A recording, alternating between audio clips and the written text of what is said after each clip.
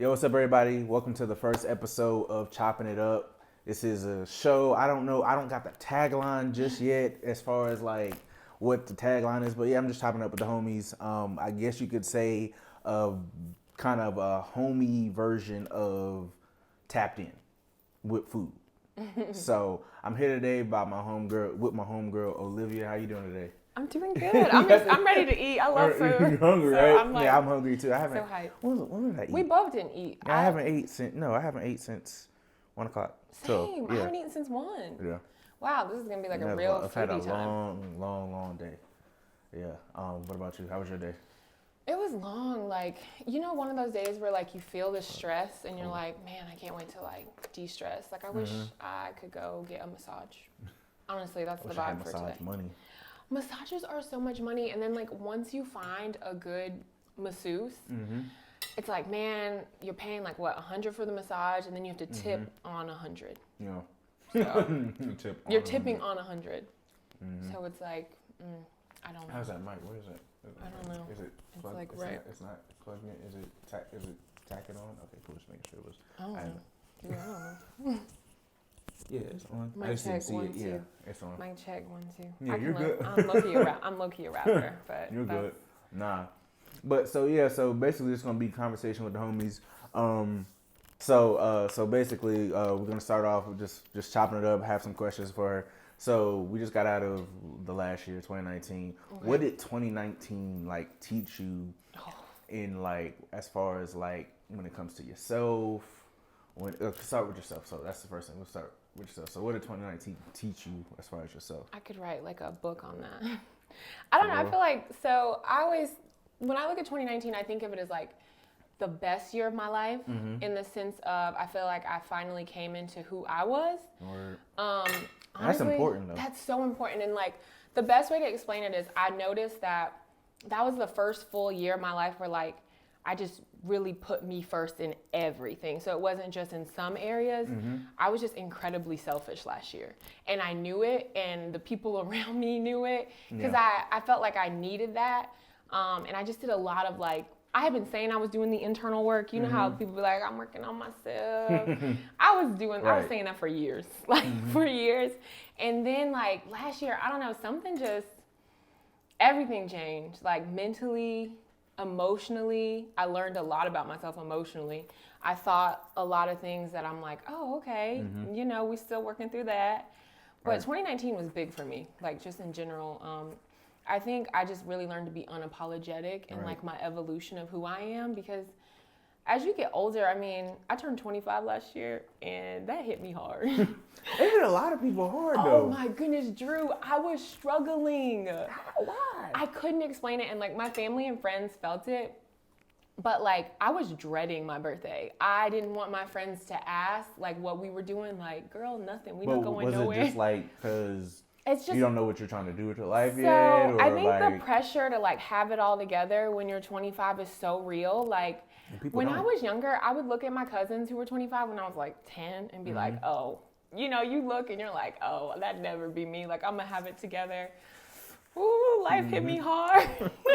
And that birthday rolled around and I was like running from it. I was literally running from it. And I just realized like I put too much pressure on myself last year, and I had to like give myself credit. Like, so when the year closed out, I just like sat down and I wrote down all the things that I had accomplished, and I realized like I had much more to celebrate and be grateful for than to complain about ultimately. Yeah, like with me, like I think 2019 was like you said, it's much more coming into yourself. Like I think that was like big for me. Like I was really like not only just like getting revelation about like who I am in Christ, but like just like coming into like I'm not afraid to be me. Like I think I've let off more of the shells that 2018 had. I let off more of the shells. I think, like I said, it's partly because of this revelation of who I am in Christ. I think once I got that, I was just like, I'm chilling, I'm me. Like I think for like, I think it started with rap music. Like when I first, like I think I told you this, but I'm like when I first like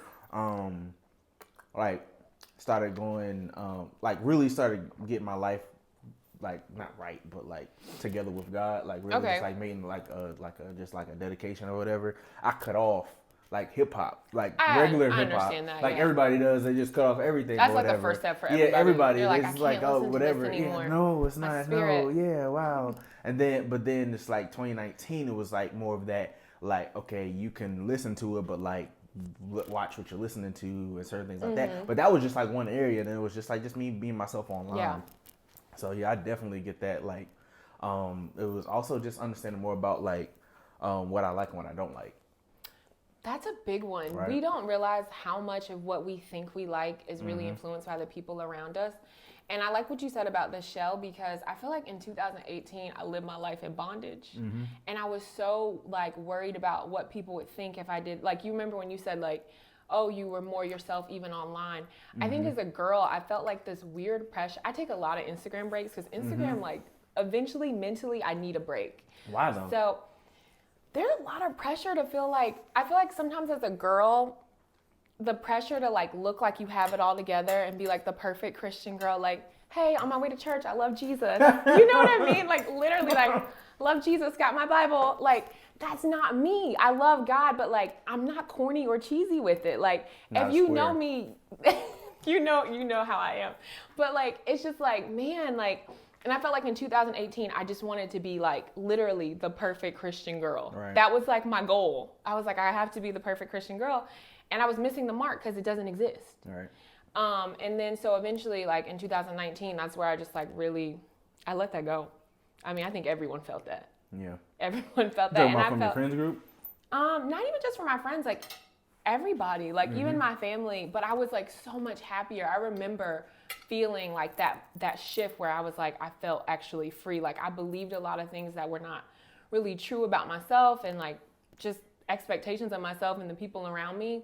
And in 2019, I was thriving. Like, I know some people had a rough year, but I can't relate. I hate to say it, but I literally was like, man, like, I can just be myself. Like, I can figure out who I really am and not based on, like, the influence of, like, who I think I'm supposed to be or who people have told me I am. Because a lot of people will see something on you that you don't see on yourself, and it may not quite be accurate. And while they mean well, they'll project, like if you don't know who you are and you haven't had a revelation of who you are, who people think you are or expect you to be, they will push that on you. Like think about how we're young and someone tells you, oh, you're going to be a veterinarian. And then you like, you pursue that and then you realize, man, like, that's not who I am. Like, that's not what I want.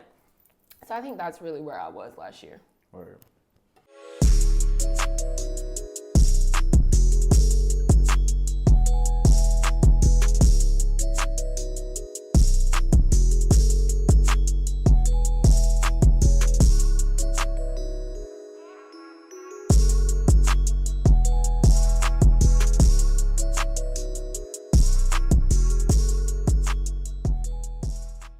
I've been waiting for the movie to come out for... Everybody has. I've been talking about that movie but it's not even on some cheesy stuff. Issa Rae is a great filmmaker. That's what everybody keeps saying. Like, it's like a good rom-com. I watch all of her short films on, she put short films on YouTube. I've been watching those for years. She also helps other Black writers get their films made. No. People don't know that. Like, I watch a series that a guy she's worked with has made. His series was amazing. I think it won some awards. They're amazing. Like, there's so many actors that come from where she's at. I love them. Anyway, back to the movie. Black culture needed that movie. And this is why. I told my homegirl when I got out of the movie, I said, I could write a 5-page paper on this. Don't give me no So, spoilers. everybody saw Queen and Slim. It was a great movie. I hadn't seen Queen and Slim yet. Dang, Drew, where you be living at? I don't got nobody to go to movies with. And I'll be busy Drew, on you don't have to have somebody to go to the movies with. And I don't like there's going to nothing movies wrong by myself. with a matinee. I love a matinee. I don't Okay, anyway. Queen and Slim was great. Dang, I can't even really reference Queen and Slim because you haven't seen it. Anyway, The Photograph. Great movie. Everybody should go see it, and here's why. It is a Black love story that does not feature Black struggle love. I am very So what is, you're the second person that I've seen that struggle love. say that. So what is that? Okay, so there's actually a definition on Google for it. You ready? Oh, you got it? Or you? No, I think I want you to pull it up so I don't mess it up. But we did look it up. There's a definition on Google. And the word is actually specific to Black women. So that's why. Are you typing struggle love? Define struggle love. Yes, you should. Read what it says. Well, let me see it first before you read it because it's a real thing. It's a real thing. Was an alluring storyline about loving against all the odds. It's a story. No, it's on Urban Dictionary. Urban Dictionary? Where was it? No, dang, it's somewhere in my phone. But anyway, Urban Dictionary, to make love to someone who is resisting, often against their will. No, Drew. What is? Google what is struggle love. Okay. I'm like, all right, bro. You know what I'm saying? I'm like, all right, cool. Like that's what she. You know what I'm saying? Like, what is struggle love? The first one was close, but not. Okay.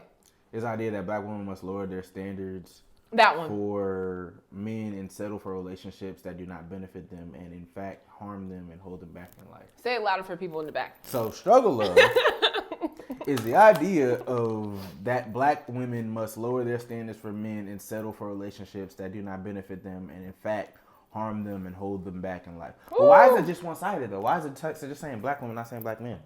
Okay, I got you. I got an answer for everything. Here, this is why. Historically, black women have always been looked at as being strong, independent, holding it down, being the backbone. You get where I'm coming with that? Mm-hmm. So that's why it's so one-sided, because this expectation that the black woman has to hold the black man down through everything. I'm not holding nobody down through cheating, through foolishness. I just can't. Shout out to the homegirls that do it. Me and my friends, we are anti-struggle love. Baby Boy is struggle love. If Baby Boy is your favorite black movie, that's struggle love, and you need to pray that spirit off of you. Honestly, truly, that is the epitome of struggle love. That is listen. Is that I'm about to really stir the pot, because Love and Basketball is struggle love. Don't nobody want to hear that, and I know that y'all gonna hate to hear it, but it is. Hold on. Okay. I'm going to break it down. Explain that. I'm going to break it down. Shorty, hold on. Explain that, Shorty. Hold on. Let's think about the storyline. It started when he was young. Yeah, the struggle love started real young. It's struggle love all through Love and Basketball, and here's why. I don't remember the characters' names. Dang, I'm losing my black card. Anyway. Wow. Quincy and Monica? Yeah. Okay. Quincy's parents struggle love because the daddy was... Okay, you got that. Yeah. The daddy was cheating. He was a basketball player. Okay, that's struggle love number one. Mm-hmm. Monica's parents struggle love because her mom was an oppressed housewife, you know. Was she really oppressed? Or did she put herself in that? I feel like she put herself. Okay, I agree. I'm not going to disagree with that. She definitely put herself in that box. She definitely wanted to. But she felt like that was the expectation of her because that's where she was raised. Yeah. And then Monica and Quincy struggle love because. How? Y'all don't want to hear.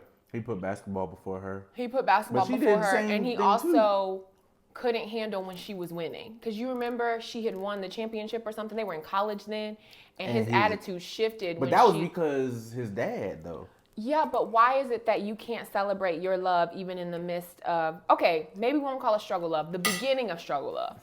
Signs and symptoms of struggle love. Signs and symptoms. Didn't they get redeemed, if your man can't celebrate you, sis, it might be struggle love. But didn't they get redeemed? Didn't they get redeemed at the end? They got together at the end. They did, but we don't know what she had to endure. And then also, he was creeping with, he cheated on her. There we go. That's struggle love number one. Right. That's not debatable. Cheating is struggle love. That's not the ups and downs. She didn't take him back, did she? No. Yeah. Eventually, well, you know. But I'm saying, but like the whole family thing. Yikes. Anyway.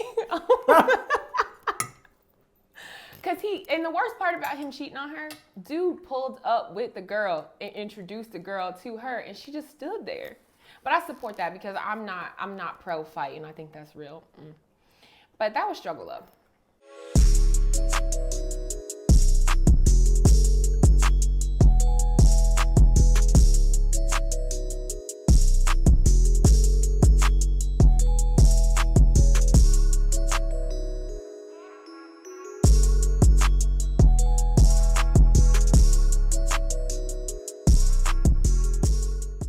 Okay, so this or that. This or that. I'm just interject this.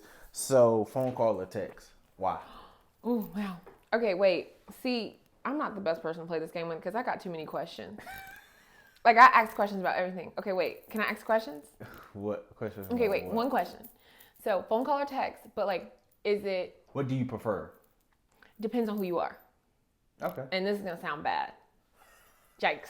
Yeah, so some of y'all talk too much. That's what she's saying. Okay. She's saying some of y'all talk too much. If we're friends, don't call me. If your friends don't call you. Oh, I feel bad. And when my friends So you like talking to random people on the phone? When my friends see this, they're gonna like be like, yeah, that's so true. I'm so bad at answering the phone call for my friends. Like Why? so, and then like when I call them back, it'd be like days, weeks later, or never. But why though? I don't know what's wrong with me. I don't know why I'm like this. But if you FaceTime me, I'll answer. See, and that's the thing. Okay, because I was gonna say, I'm like, if I had to choose, I choose text. I'll watch the phone ring. I'll text, either text or FaceTime. Like, and it depends on who you are. Like, if it's like a girl, like I'm trying to talk to or whatever, I'm gonna answer the phone mad quick. Answer the phone. I'm like, hey. But yeah, like, hey, yeah. But even if you just ignored your best friend calling, you gonna answer for the person or whatever. Like, you know, yeah. Like if we're just friends, like I don't want to like hold the phone and talk to you. Like if we're friends, like. FaceTime me, so I'm like, hey girl, and we can be all dramatic on FaceTime. Like I love doing that with my friends. Yeah. But if it's like a boo, and I don't care. Like you can call or text. Call me all day. Call me up. Blow my phone up. Yeah. More important. Ooh, yeah. Ooh, this one. More important in a partner, intelligent or funny. Oh yikes! That's tough. You know what? I'm just gonna say it. I'm funny enough for the both of us, so I am. I think I'm freaking hilarious. So I mean, it's important, but I can't be with a guy that's dumb. And I hate to use the word dumb, but like, I feel that. Man, imagine not being funny and then also being kind of like not the smartest. Mm-hmm. Ooh, why am I here? So yeah, you'd have to be smart. I like smart men. I can't teach you everything. Like you have to have common sense, you have to have street smart, and you like have to be like book smart too. Same. I don't want to say something and it go. I don't say, but when you say book smart, like intelligent, as in like you read books, not like you got straight A's. Like school. We know you can read. We don't have to do a reading test. Like that's a thing. Girls date guys who are not as advanced or they're not comfortable. You know what? Just forget. My theory is the nice girls like thugs and the hood girls like nerds. The nice girls like thugs. I don't like no thugs, so I don't know why you don't like thugs. That's the first. No, I'm scared. I'm scared of the ghetto. I won't go. I will not listen. I will snitch on you if the police ask. I don't like the smell of weed. Hey, shut up. I do like grills. Oh, I can't lie. Oh man, I like a grill.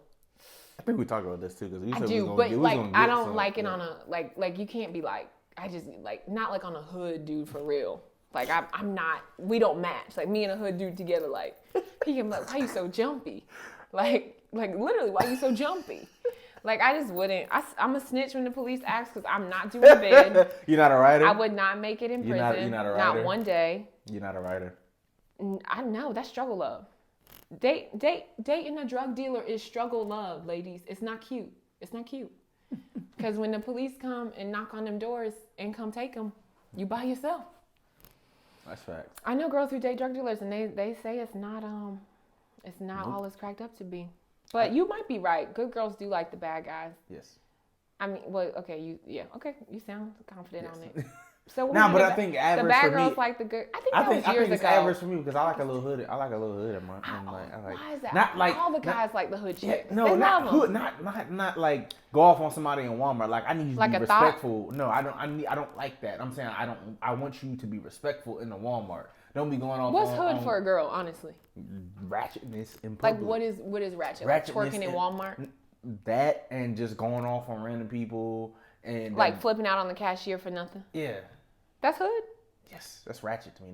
I thought we were gonna get like I thought it was. I don't know what. I don't know. Riding no. Like. But I like I'll say this. Like loud, I like them with a little like bite loud. to them. Not loud. I don't like loud chicks. I like them with a little bite to them. I think a hood chick is loud, ain't she? Yeah. I don't know. Can be loud. I just like a little bite. But I feel like all girls have hood in them. Yeah. You don't agree? I haven't met that many girls where I've seen hood in them. You gotta know people like on that level. Honestly, only like maybe like a couple girls in college that I used to talk to or whatever. They had no. Maybe it didn't pop out. They didn't pop out, but you think they all did? Because I remember I was dating this guy once, and something happened. I cannot remember what happened, but I shocked the crap out of him. He was like, who is this girl? And I was like, yeah, that's the New York. Because people like forget like. I was born in New York, but I was raised here. But don't let it fool you. Right? It'll pop out. Yeah. Like it'll just slip out like out of nowhere. But I think all girls. I've never met a girl who's never done any. Like I don't hang out with girls who've never slipped up and seemed a little hood at least once. Like I can't ever think. Even like my most yuppie, preppy, like, because I mean I'm kind of. Okay, we won't talk about what I am. But even them, like, just don't bring it to the ghetto. She don't want to go to the ghetto. No, I'm just saying, like, I'm not taking a bid. I'm not holding your drugs for you. I'm taking a bid. You watch these movies, yo. Well, that's what I imagine hood love is. Like, me going to prison for you. I'm not doing that. The police asked, yes, officer, he had the drugs. Stay in the back. You just snitching. Oh, I'm gonna snitch all day.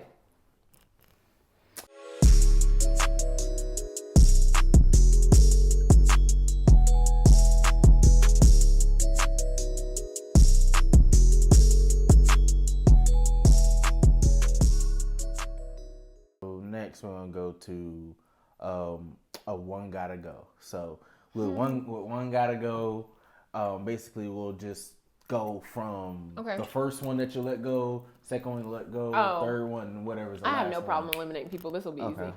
So one gotta go: Martin, Cosby Show, Fresh Prince, or A Different World. What would go first? I already know mine going first. I already know which one going first. Cosby Show. What? Yeah. I'm sorry. Wait, did I pick like the duh? Yeah, right. Okay, next one. Different World first. I will get up and leave. Are you kidding me? A Different World is my favorite show. I like Different World. The fact that it's in my top 4.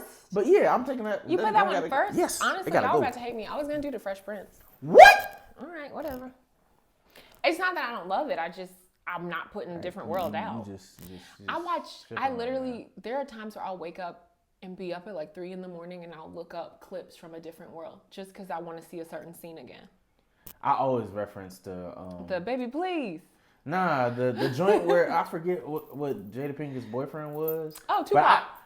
Tupac? Yeah, no, not that scene, but when she was dating that boy who was saved. Yeah, that's because I'm like, he's me. Like, he's me. Oh, yeah, and he was like, he was so deep. Yeah, he's like, I'm saving myself. He's like, I'm saving myself for my wife. And he said it like real. And then she walked upstairs, he's like, Lord help me. I'm like, that's me every day. Yeah, and they were like clowning him. Yeah, that's me every day. I say, Lord help me every day. But Different World gotta go first. I can't understand how you said that. My favorite scene in Different World is when Dwayne broke up the wedding. Even though that's a little bit of struggle love. Back to the struggle love. But it's not even when Dwayne said it. This is like so random. But that dude with the dreads, Shaka Zulu. So when Dwayne said, Whitley, so Shaka Zulu was in the back and he said, blessed are those who ask the questions, my brother. I don't know why that was so funny to me, but I literally think about that all the time. Wow. Like the fact that he was in the background hyping him up to break up her wedding. Like if your friend don't hype you up to break up the love of your life's wedding, why you even got them in your life? All right, so what's the next one that gotta go? All right, Martin. Sorry. I'm just putting it out there. It's not, okay. It's either Martin or Fresh Prince that has to go next. I'll say the Fresh Prince. I feel more comfortable saying that one. What's yours? Cosby Show. Out of that 4, Cosby Show is one of my favorite shows, but out of that powerhouse of a 4. Cosby Show was a little boring. It was. As a child, I found it a little boring, just to be honest with you. Oh my gosh. 9 times out of 10 when I was watching the Cosby Show, I was bored. See, that's how it was with Family Matters. Well, I hated Family Matters. Family Matters. Why did? Well, we're not gonna. It's part of the culture. It's not part of my culture. I turned the channel like it was for Steve Urkel. I was it, and then but it was just like nah. I don't think did anyone enjoy Family Matters? I know some people that do. If you enjoyed Family Matters, shout out to you because you really. I know a girl. One of her favorite shows is Family. I'm like, how do you watch that show? Good luck to sis, because she got a good attention span. Come on, I change the channel as soon as I hear that. I'm like, I gotta go. It's like a trigger. Like as soon as I hear that, I'm like, okay, I gotta go because this is a trigger, bro. All right, what's your next one then? So after that, I think it is between Fresh Prince and Martin. I'm gonna say the Fresh Prince. I'm gonna say Fresh Prince. Yeah. Because the last few Martin was good all the way through. Fresh Prince once Vivian changed, just like it started. How y'all gonna do that though? That's trifling. But we know. You heard about all the backstory about that though, right? I did hear about it. Yeah, so that's that drama with. And then so what's last? Did we get him on? So then Martin's last for me. So then I guess Martin will be last for you as well. Yeah, because I enjoyed Martin. Yeah, Martin was a classic.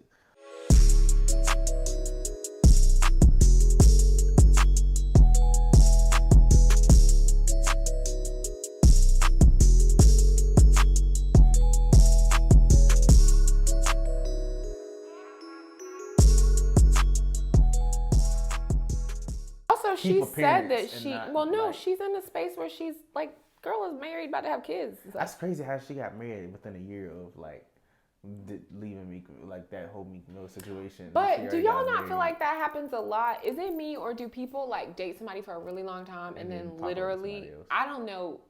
My theory is if you are ever with somebody for like more than maybe 2 years or so, and that person leaves, they about to get married in like 2 months. That don't make no sense though. How you? It does make sense because you were never what they wanted. Or wait, this is about to get real deep. We about to go somewhere with this. Okay, I saw this meme. I'm sure you saw it. Okay. It said that men don't marry the women they love the most. They marry the woman who is there when they're ready to get married. I think that was on Twitter. Repeat that. Dang, I wish I had the meme. Men don't marry the woman. It says most men don't marry the woman they love the most in their lifetime. They marry the woman who is around when they're ready to get married. I disagree. You disagree? I think only reason why I disagree, I come from a different perspective because I've never been in a relationship. True, you do come from a different perspective. That's interesting. My perspective is like I was just talking to the homie last night. I was like, I'm not getting married. Like I like if God said I'm getting married, but I'm like I want to wait a little bit. If God's like that's the one or whatever, and it's like within like 2 years or whatever, but I know that I know, and I'm like I would know before then that I want to get married, but it's like a real pressing like no, you need to do this. But in my head, I'm like I need 3 or 4 years. Like I was telling him, the reason why I say I need 3 to 4 years is because I'm not used to like you argue with somebody and then 5 minutes later, what you want, whatever. I need to go sit in the corner and go over here and whatever because you pissed me off. Like I need time by myself. So I'm those certain things like that you only need to go through several relationships or have certain experiences or whatever is the reason why I said I need 3 to 4 years because I never did this before. So I need seasons and stuff like that. But when it comes to seasoned people who've been in relationships and they know what they've been in 6, 7 relationships, maybe 2 years is all you need because you've done this already plenty of times. Me, I need about. How soon do you think is too soon? Because if we're honest, a lot of Christian couples get married fast. 6 months to a year. A lot of people they get married really fast, but like 6 months to a year, I think that's really fast. And listen. Like you get them, and then a year, like within a year. Listen. Like I know a girl I'm friends with on Facebook. Like I think she popped up. I don't know her. I just like she added me. I think she popped up. She popped up in a relationship like yesterday. Early 2019. early 2019, and like 2-3 months ago she got engaged. But she popped in a relationship like last year, and she's already engaged. Christian girl. Yeah. It's kind of like the cliche. But I kind of hate it. I'm just going to be honest. I do because it's like, it's like almost taboo. It's like you can't really, I'm not saying there's anything wrong with it because, hey, like everyone moves different. Everyone's seasons are different. Everyone, like God speaks to people differently about different things. But this like narrative that like it has to be. Is like, yikes. Because I'm like you. I think sometimes for some people it can be a few years, but I feel like especially when it comes to like Christian relationships, and I hate that term in a way, because it's kind of like, you think of like the people from 19 Kids and Counting, and they're like side hugging. Like, I'm saved, but I'm not side hugging you. Sleep in separate beds and all that stuff. No. What? People be doing it. People be doing that. Wait, and they're married? Oh, I think in the 50s. No, that's the 50s, 60s. Wait, what? I'm so confused. No, like couples, like back in the day, married couples used to sleep in separate beds. Why were they sleeping in separate beds if they were married? It's like look at, you ever seen The Christmas Story? Yeah, I just never paid attention to that. Yeah, in The Christmas Story, when he goes into the room to put the photo, the photo in the magazine of the BB gun, and he puts in the magazine. You go in the room. There's 2 beds in there, in his parents' room. There's 2 beds in there. Sure, I'm about to go look this up. Yeah. It's like it was like a custom, like back in the day, like in the 50s and the 40s and 60s or whatever. Husband and wife used to sleep in separate beds. I think that it can work though for people who I've seen a lot of people get married in like 6 months to a year, and I think it can work. And this is the only way that I think it works. I think there's a loophole. The loophole is you have to have been someone who has been alone for a while and really like taken the time. You've had to have like dated other people and been through that process of like dating and knowing what's, experiencing like something that didn't work out, and then taking that time to recuperate and be alone and like work on what it is you really want, where your life is going, where you see yourself and where you align. Because honestly, it's easy when dating. Like, you can meet somebody and know this ain't it. Like, we don't want the same things. It's not that hard. But like you said, if you've not dated many people, then of course, like, take your time. Like, don't rush it. Enjoy the process. Because for some people, a lot of people, I've seen like stories where people are like, we got married in 3 months. Who got married in 3 months? There was a couple that got married. Didn't Fantasia and her husband got married in like 2 months? I think they got married. She did a whole interview. She said she fasted and she prayed. You like, no. She said she fasted. You already know what I'm saying. Like, she fasted and she prayed. And I'm gonna do a video about that. Wait. What do you feel about that? What? No, just like you think no. Like when people say, "Oh, they fasted and prayed for an answer," but so you think 2 months? Like you just think it's like you think it's crazy? You think it's just like completely wrong?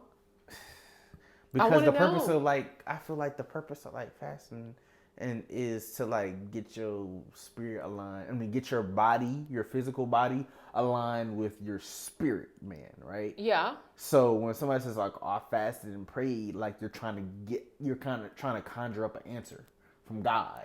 Ooh. So that's why I was like, I disagree with people. It's like, "Oh, I fasted and prayed for this." Or whatever, because you're trying to conjure up you an got answer a point, from God, Drew. You got a real point. Than, I can't lie. I'm gonna do another. Dang, I'm kind of shook right now. I'm gonna do another segment called Sacred Cows. And that's when I'm gonna do another segment on my YouTube called Sacred Cows. That's gonna be one of the ones you just dropped a bomb. But yeah, like it's like fasting is like people use fasting and praying to conjure up an answer from God. Like, okay, let me stir up the will of God real quick. No, you know what I'm saying? I've done it. So I used to too. That's what I'm saying. Before I got last year, 2019, 2018 was big years for me. Revelation 5. But like, yeah, you're trying to conjure up an answer from God rather than like, okay, yeah, because literally that's what people do instead of, okay, I'm fasting because my flesh is acting a fool and I'm gonna get it in line. So back to Fantasia though, she hadn't met him yet. Okay. So it was like she was fasting and praying and then she met him. But I don't know if she was praying about her husband and stuff like that. So probably. You're right, but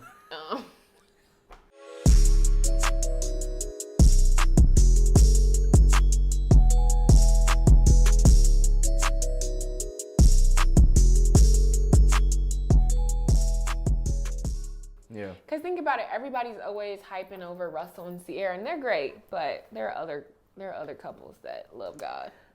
Let's get into that and then we'll close. I want to talk about because I seen lately all the girls are posting Rusell or maybe he prayed for her instead of Ciara. I rolled my eyes about that. Yeah, I did too. I'm like, but no offense, I never met dude. He's a Christian too, but I never met dude.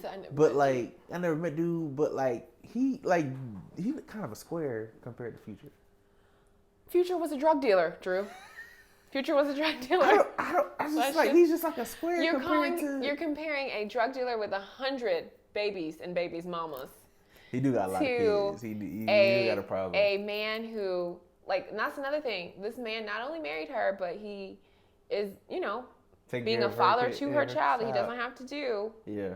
Because he could have easily have married a woman without any children. Mm-hmm. He is making a family with her. Mm-hmm. They are fruitfully multiplying. Yeah. Sis, stay pregnant. I'm gonna get so much slack for saying that, but he is a square to me. I'm not. You know what though? I've actually seen a lot of guys call him a square. But from a guy's perspective, from a girl's perspective, like, oh, I love that. From a guy's perspective, like, bro, he seems corny. When I was reading the comments about him being a square, honestly, it all came down to the fact, and this was the worst part. The guys were calling him a square because, like, I guess Future's son calls Rusell daddy or like Papa Russ. I ain't got no. That's why the guys were calling him a square. I ain't got no problem with that. I know, like a woman, like one of my homies. He has a child and his girl has a child, and his girl's child calls him daddy. When a kid is young and you're there, it happens. Yeah, exactly. So I'm like, I get it. I mean, they're engaged, but I'm like, I get it, but I don't got no problem with that. Would you date and marry a girl with children? Ooh, why you going? Ooh, okay. I set you up for that one. I'm actually. I'm gonna sit back for this one. I'm actually really excited I have an answer for this. Because it's gonna be it's not even gonna be. This is not even gonna be like an hour type of I feel you. Interview. It's gonna be not interview, but just it's gonna be chopping. But this is one of the segments. We're gonna put it in the joint. So, does Drew date women with children? Date women with plural. Children? I've been heavily attracted to one girl. She'll probably watch this. I've been heavily attracted to one woman. Shout out to you, Shawty. That has a child, and she's the only woman I'd in history of me talking to girls. The only woman I ever date with children. That's how deeply connected I was with her. I've never even met her. So naturally, you would just say you're not attracted to women with children. Nah. Nothing wrong with that. Just because just not. There's nothing wrong with that. I don't think there's anything wrong with saying that. Especially now, you know where I think it gets real gray when people have kids and they say they won't date people with kids. Because I have heard women tell me men don't date women with children and they be having like 3 and 4 kids, and I'm like, what?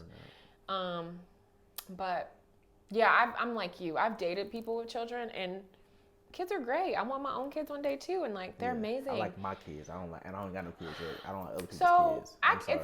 That's not even it for me. That's the thing.